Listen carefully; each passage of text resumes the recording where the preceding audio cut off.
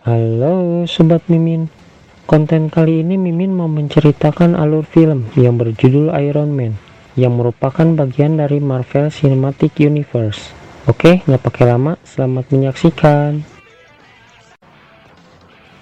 Cerita diawali di gurun pasir Afghanistan. Terlihat Tony Stark bersama para tentara menuju arah kembali pulang ke markas. Tony pun terlihat berbincang dengan para tentara itu sambil menikmati perjalanan dan minumannya. Awalnya keadaan terlihat kondusif dan baik-baik saja, hingga tak disangka keadaan yang tadinya kondusif berubah menjadi mencekam saat mobil yang ditumpangi mereka ditembak secara membabi buta oleh orang yang tak dikenal. Para tentara pun membalas serangan penembak itu, namun sayang, mereka semua mati. Tony pun tak tinggal diam, berusaha sembunyi dan menyelamatkan diri dari mobil itu. Ketika Tony berusaha memanggil bantuan, tak disangka peluru bom mengarah pada dirinya, hingga akhirnya meledak, membuat Tony terluka dan terlempar beberapa meter. Ternyata Tony diculik oleh orang tak dikenal. Singkat cerita, di Las Vegas 36 jam sebelum penculikan Tony, terlihat kemeriahan seperti sebuah acara nominasi penghargaan. Diceritakan di sini bahwa Tony yang merupakan anak almarhum Howard Stark akan melanjutkan usaha pabrik senjata Stark Industries bersama Obadiah Stane yang merupakan partner almarhum ayahnya Tony dulu. Tak lama setelah itu, Kolonel James Rhodes yang merupakan teman baik Tony memberikan sambutan pada Tony agar bisa naik ke atas panggung untuk memberikan piala penghargaan. Setelah beberapa waktu dipanggil oleh Kolonel James Rhodes, ternyata Tony tidak ada di acara penghargaannya, dan Tony pun diwakili oleh Obadiah Stane untuk mewakili ucapan terima kasih atas penghargaan yang diberikan pada Tony. Singkat cerita, ternyata Tony bersenang-senang di kasino.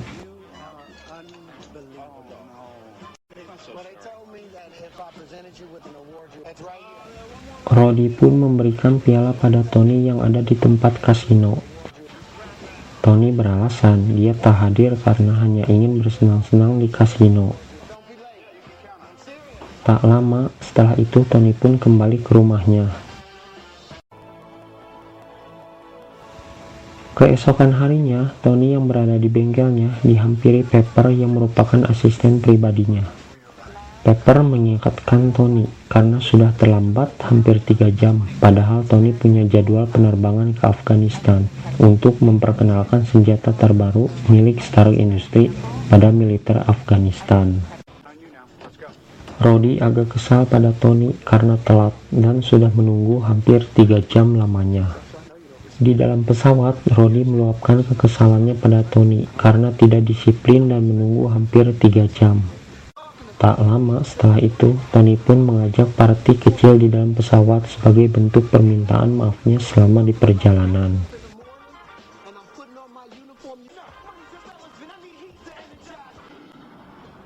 Singkat cerita, Tony dan rombongannya sudah tiba di bandara Afghanistan. Tony pun disambut militer Afghanistan.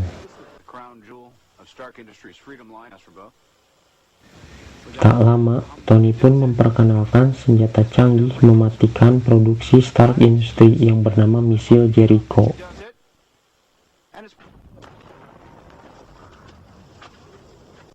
Setelah beres, Tony dan rombongan kembali ke pangkalan untuk pulang, dan Tony lebih memilih menaiki mobil militer.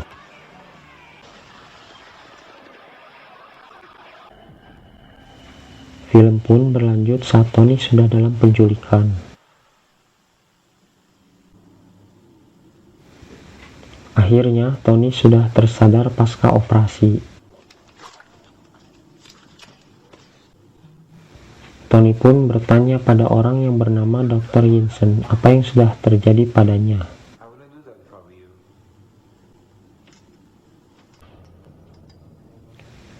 Dia pun merasa seperti ada sesuatu yang aneh di dadanya. Ternyata benar, ada alat elektromagnet yang ditanamkan di dadanya. Tony pun bertanya pada Yinsen, kenapa alat elektromagnet bisa sampai ditanam di dadanya. Yinsen menjelaskan, alat elektromagnet yang dibuatnya itulah yang sudah menyelamatkan nyawanya Tony saat Tony terkena pecahan bom, agar pecahan bom tidak sampai ke jantung Tony. Yinsen mengoperasi dada Tony agar bisa dipasang elektromagnet.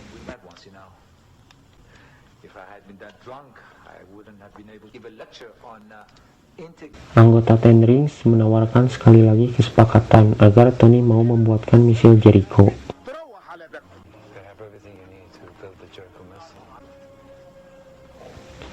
Tony pun berpura-pura menyetujui permintaan anggota Ten Rings.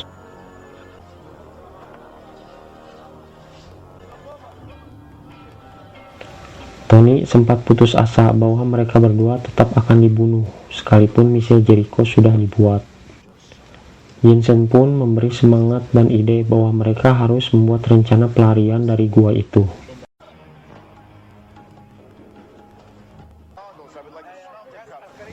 Singkat cerita, Tony Stark yang didampingi Yinsen pun mulai bekerja dengan perkakas yang tersedia, tapi bukan untuk mengikuti kemauan anggota Ten Rings itu.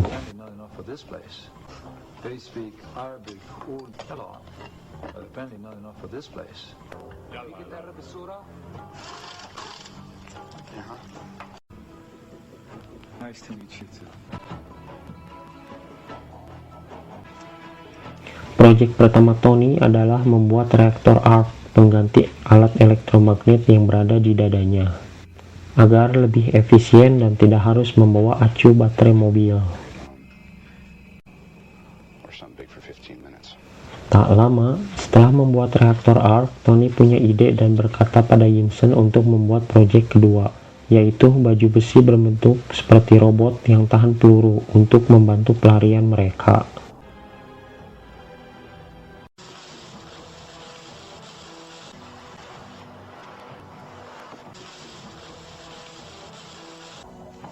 Para anggota Ten Rings dan ketuanya curiga pada Tony dan Yinsen. Sepertinya mereka tidak mengikuti perintahnya. Tak lama, mereka pun mengecek dan menghampiri Tony dan Yinsen. Ketua anggota Ten Rings, kita sebut saja Om Botak, dengan nada agak kesal pada Tony dan Yinsen bertanya, kenapa mereka seperti mengulur-ngulur pekerjaan untuk membuat misil Jericho. Padahal semua perkakas dan peralatan sudah tersedia lengkap di sana, ucapnya. Om Botak pun mengancam akan membunuh Yinsen terlebih dahulu. Akhirnya, Om Botak pun memberikan waktu mereka sehari untuk menyelesaikan pembuatan misil Jericho. Jika tidak selesai, maka mereka akan dibunuh. Tony dan Yinsen pun dengan serius memulai pekerjaan mereka, tapi seperti biasa, bukan untuk mengikuti perintah anggota Ten Rings, melainkan melanjutkan proyek kedua, yaitu membuat armor besi anti peluru. Singkat cerita, armor besi pun sudah jadi dan sedang tahap persiapan untuk digunakan oleh Tony.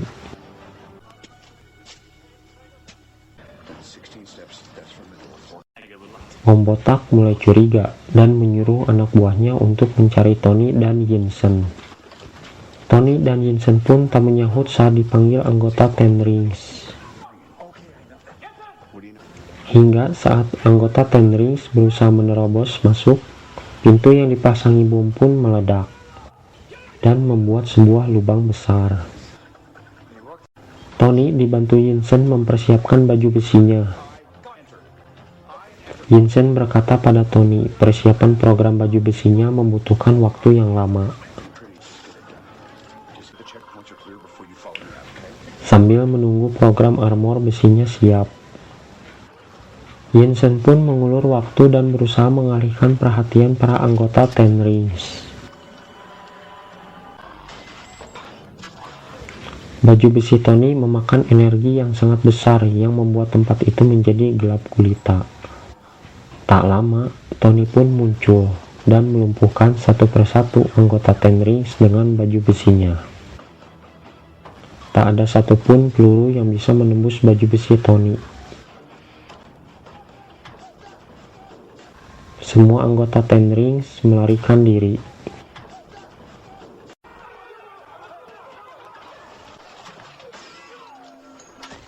Saat Tony menemukan Yinsen, Tony hampir saja tertembak Om Botak, tapi Tony berhasil membalas tembakan Om Botak dan menjatuhkannya.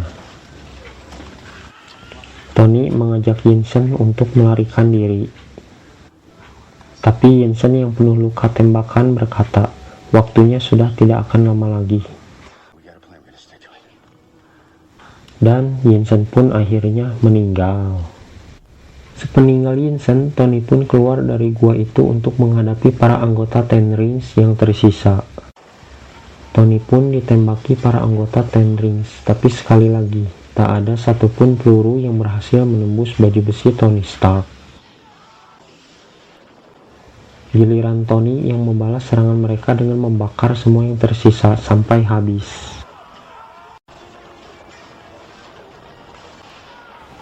Saat tempat itu sudah meledak, Tony pun segera terbang dengan baju besinya. Tony pun terjatuh di padang pasir dan baju besinya rusak, tapi setidaknya Tony berhasil bebas.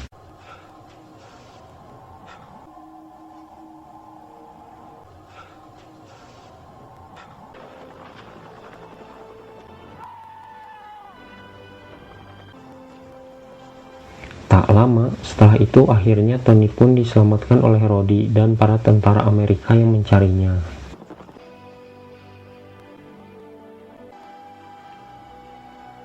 Singkat cerita, Tony pun sudah tiba di bandara dan disambut oleh Pepper, asisten pribadinya. Di dalam mobil, Pepper berkata pada Tony, ada konferensi pers yang harus Tony datangi.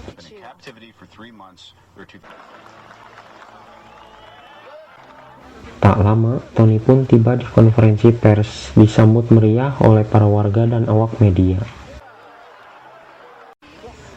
Agen Phil Coulson berbincang dengan Pepper meminta informasi bagaimana cara Tony Stark berhasil meloloskan diri dari penculikannya. Tony pun mengajak duduk para awak media untuk memulai konferensi pers.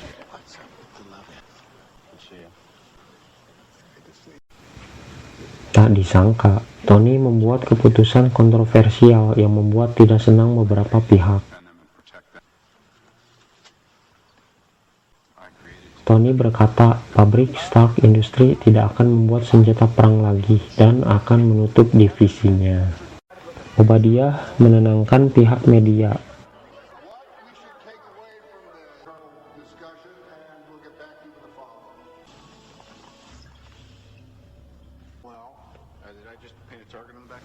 Lalu Obadiah berdebat dan mengingatkan Tony bahwa Obadiah dan almarhum ayahnya Tony lah yang membangun bisnis ini.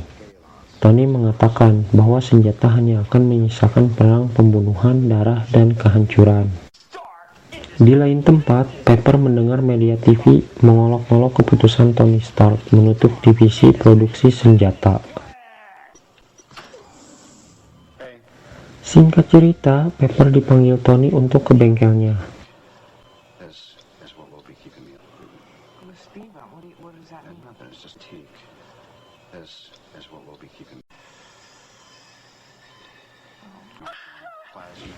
Ternyata, Tony memanggil Pepper untuk membantu mengganti reaktor arc tipe lama di dadanya, karena akan digantikan dengan versi yang lebih baru. Setelah reaktor arc tipe baru terpasang, Tony pun menyuruh Pepper membuang reaktor arc tipe lama.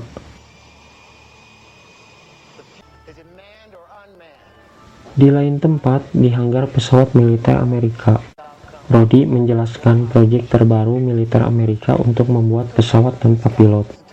Tak disangka, Tony Stark berkunjung di sana dan memberikan ide pilot tanpa pesawat. Di bengkel, Tony menyuruh Jarvis, Artificial Intelligence, menghapus rancangan desain baju besi miliknya agar tak jatuh pada pihak yang tidak bertanggung jawab. Di lain tempat, di padang pasir tempat Tony terjatuh, anggota Ten Rings menemukan puing-puing potongan baju besi milik Tony saat berhasil lolos.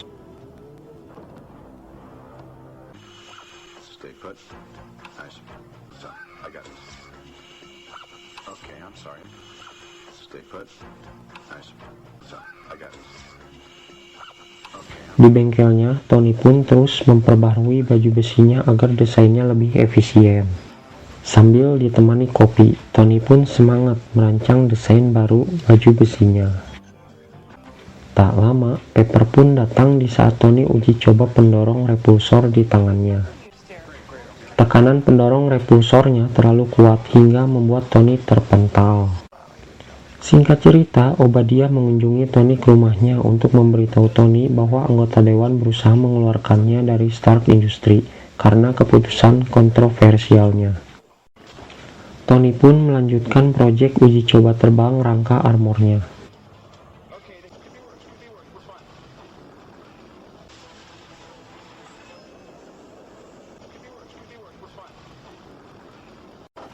Merasa armornya sudah lolos uji coba, Tony pun bersiap mencoba langsung terbang keluar.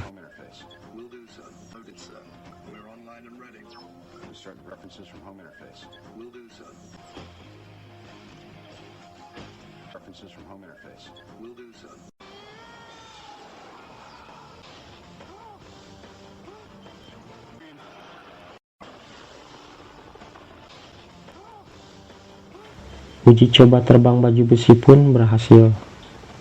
Tak lama setelah uji coba terbang, Tony pun kembali ke bengkelnya dan membuka hadiah dari Pepper asistennya. Ternyata isinya adalah reaktor arc tipe lama yang tidak jadi dibuang oleh Pepper. Di lain tempat, Om Botak dan para anggota Ten Rings sudah mengumpulkan puing-puing dan berhasil menggabungkannya menjadi baju besi.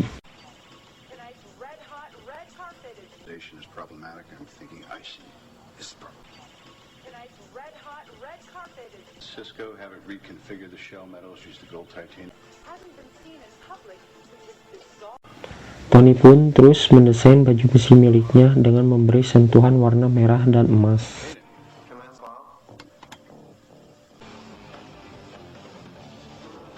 Tak lama setelah itu, Tony pun pergi ke sebuah pesta mewah. Di pesta, Tony bertemu Pepper dan mengajaknya berdansa. Tony pun menikmati pestanya.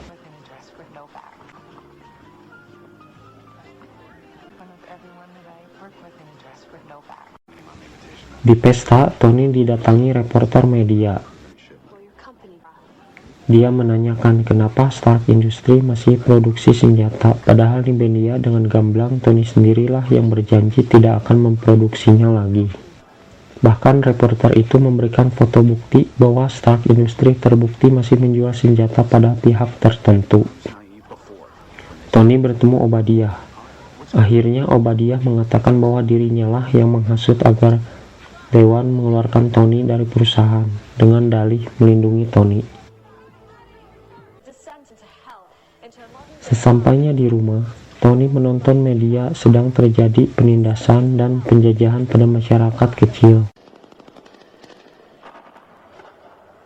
Ternyata penindasan ini dilakukan oleh organisasi Ten Rings.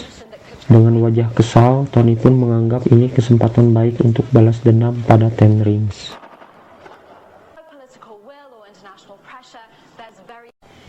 Tony pun segera berangkat dengan baju besi bermotif merah emasnya.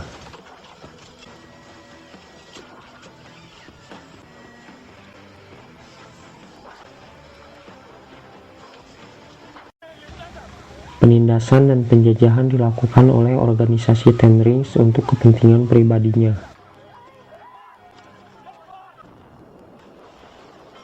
Tak lama setelah itu, Tony pun muncul memakai baju besi dan berhasil mengalahkan Ten Rings di sana.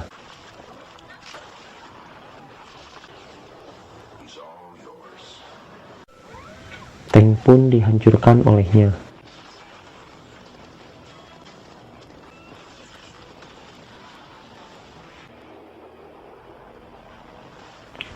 Singkat cerita, saat Tony sudah mengalahkan Ten Rings, militer Amerika melacak Tony sebagai benda yang tak dikenal dan berbahaya.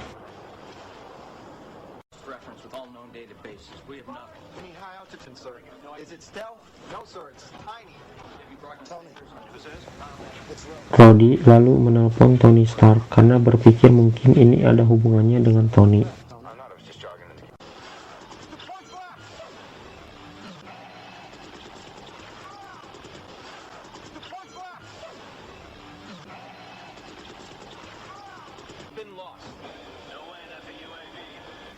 Awalnya Tony tak mau mengakui pada Kolonel James Rhodes, tapi setelah dirinya terdesak dan ditembaki terus pesawat militer, akhirnya Tony mengakui bahwa yang memakai baju besi terbang itu adalah dirinya sendiri.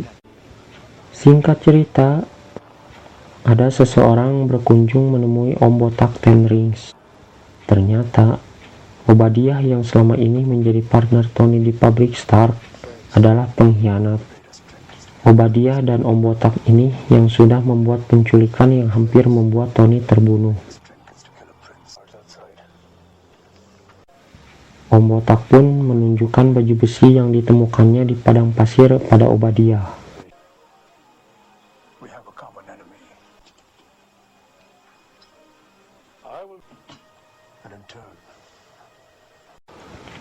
Sesudah bertemu Om Botak, Obadiah pun membawa baju besinya.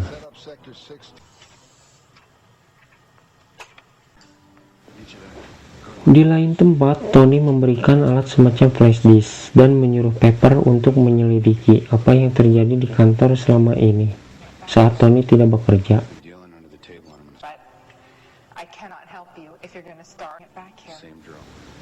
Pepper bertanya pada Tony, kenapa Tony mau membahayakan dirinya sendiri, bahkan membuat Pepper selalu khawatir dengan keselamatannya.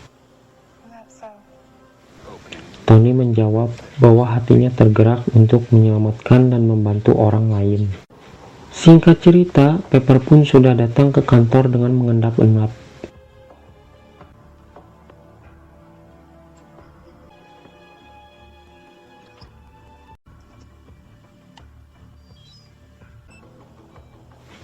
Pepper pun mulai melihat ada yang mencurigakan, yaitu desain proyek baju besi di pabrik Stark Industries.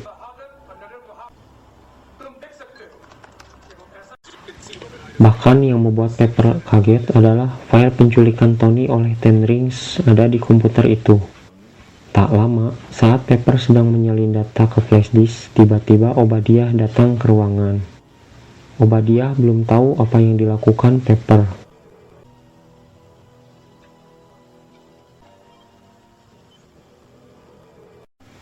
Dan Pepper pun masih bisa bersikap santai.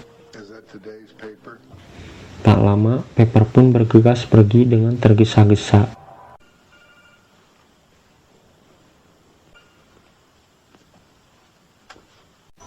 Singkat cerita, ternyata Obadiah sudah berada di rumah Tony.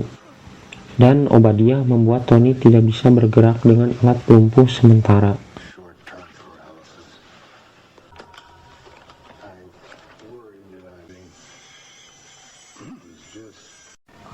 Dengan liciknya, Obadiah mencuri reaktor arc yang menempel di dada Tony.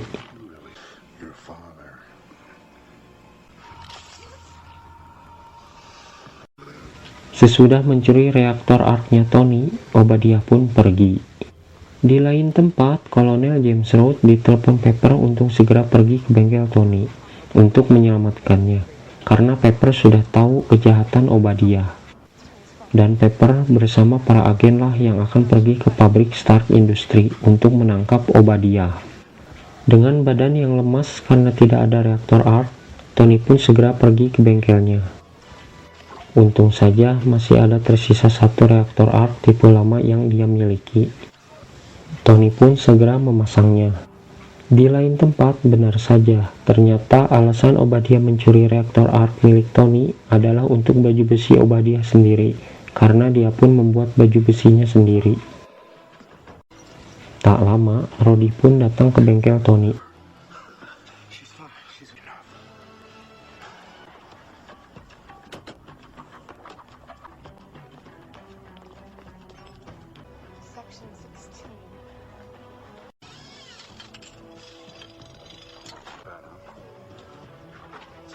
Tony pun bergegas memakai kostum baju besinya untuk menghentikan Obadiah. Pepper dan para agen sudah berada di pabrik dan belum menemukan Obadiah. I thought it'd be bigger.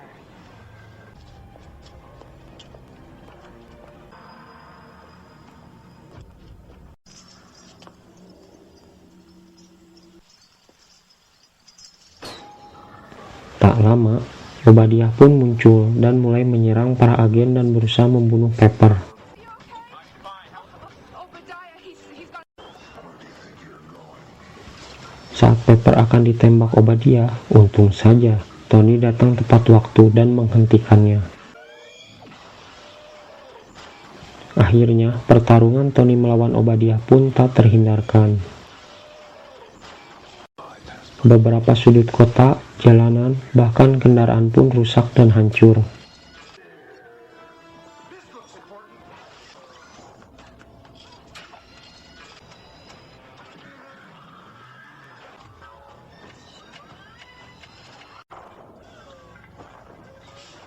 Saat Tony sudah terdesak ditembaki Obadiah, Tony pun ada ide untuk meledakkan reaktor yang di pabriknya.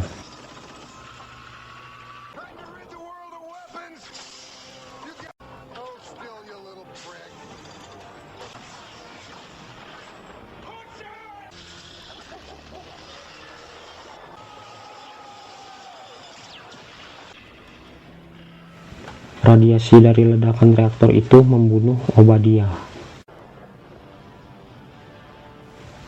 Dan seluruh pabrik Stark Industries meledak. Akhirnya, Tony pun selamat. Keesokan harinya, Tony kembali konferensi pers untuk menjelaskan terkait pabriknya yang meledak. Dan ada kemunculan dua makhluk seperti robot yang bertarung di jalanan pada media. Agen Peel sudah memberikan kertas pidato yang hanya tinggal dibacakan oleh Tony Stark.